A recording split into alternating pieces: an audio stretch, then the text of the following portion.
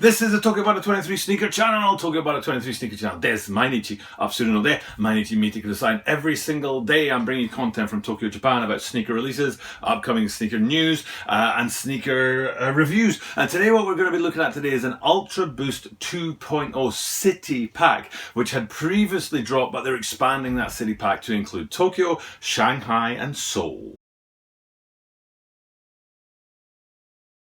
As I said in the introduction, today we're looking at the ADIDAS UltraBOOST 2.0 City Pack that's being expanded to include Tokyo, Seoul and Shanghai. And there's a controversial question, which is on these sneakers, all three of them, it has Japanese writing. And should Adidas be putting Japanese writing on a sneaker that celebrates Korea and China? I'll put somewhere, I don't know where I'm going to put it actually, because it's a very long, thin screenshot. It might fit above my head or it might have to go over here. But anyway, I'll put a screenshot of it up here, is that when I was researching this, I saw a comment online, which I assume is from a Chinese man or perhaps a Korean man, maybe Chinese, but anyway, the man was saying, you know, why do Adidas put Japanese writing on a shoe that's branded for Seoul, which is in Korea, and for Shanghai, which is in China? And the reason he's asking that is because there is still a lot of bad blood in Asia, in Far East Asia, about World War II. A lot. There's often a lot of, you know, diplomatic incidents between the three countries.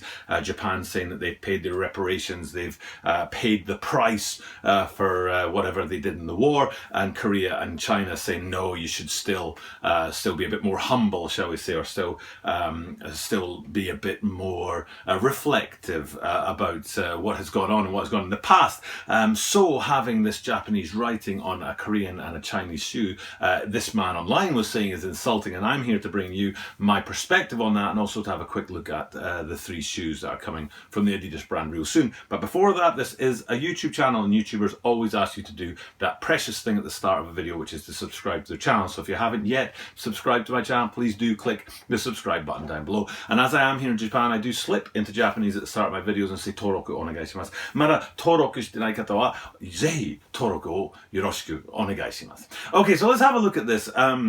Now what I've got two pairs of my shoes here, and now do I wear every single pair of my shoes? That's a bit too much to state. If I actually opened this cupboard here, you'd find some shoes in there that I haven't worn. I'd say I have, I'm going to go with 5 or 6 pairs of shoes that I've never worn in that cupboard there, and then maybe 20 shoes in the hallway that I have worn. The point being is that these guys are grimy and dirty because I wear my shoes. In fact, I've got another 2 pairs of shoes down here that I need for some videos later on as well, but they're not for today.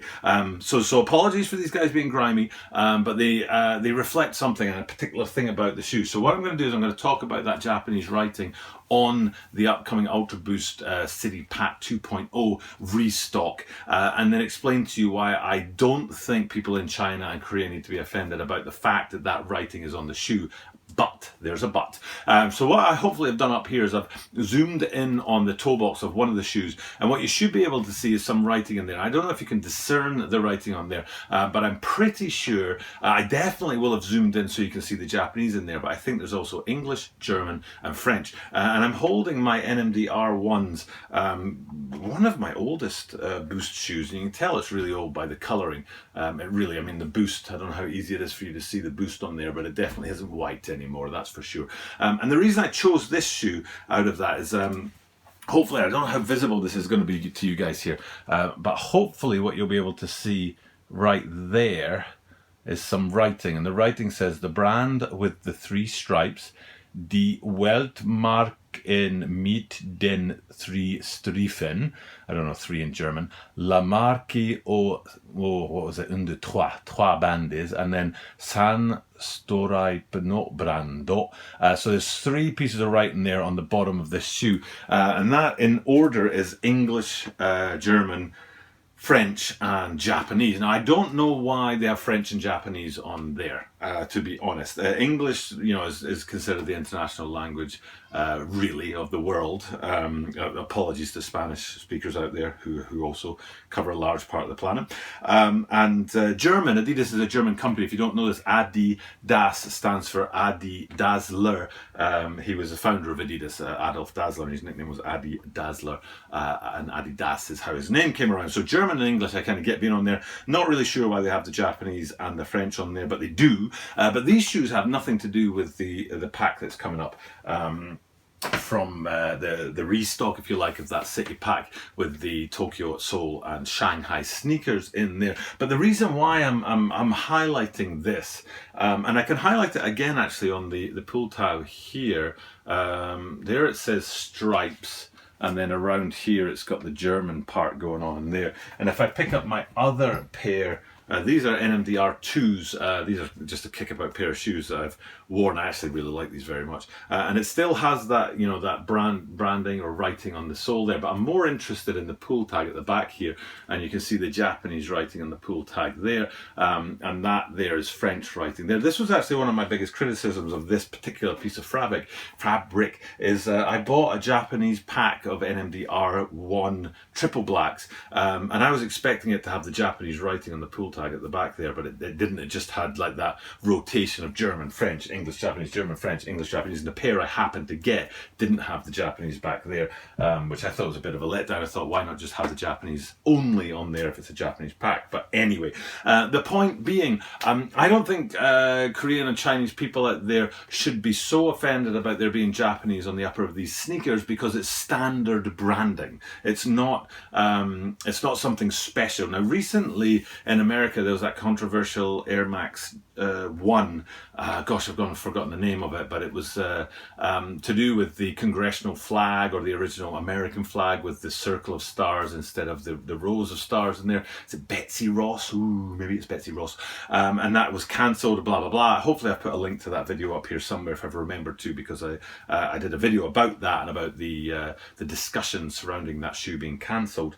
But that was a deliberate design of a one unique shoe. But as you can see, I've already highlighted with two pairs of shoes I just pulled out of my closet that 3 or 4 language branding, English, German, French and Japanese, on Adidas sneakers at the moment is not specific or targeted. It's just general branding across the whole brand. So people out there who are a little bit upset or concerned or think it's inappropriate that there's Japanese writing on shoes targeted at the Chinese and the Korean audience, please, I think you shouldn't be so offended by that. But I did say there was a but, and my but here is I don't think that Adidas should have made these shoes in the first place. I don't think there's anything offensive about the branding, because it's just your bog standard branding, but it's a sensitive issue. So don't go ahead and make a pair of shoes for Shanghai, and a pair of shoes for Seoul, and a pair of shoes for Tokyo that only has Japanese writing on it. Even though that branding is your bog standard Adidas branding,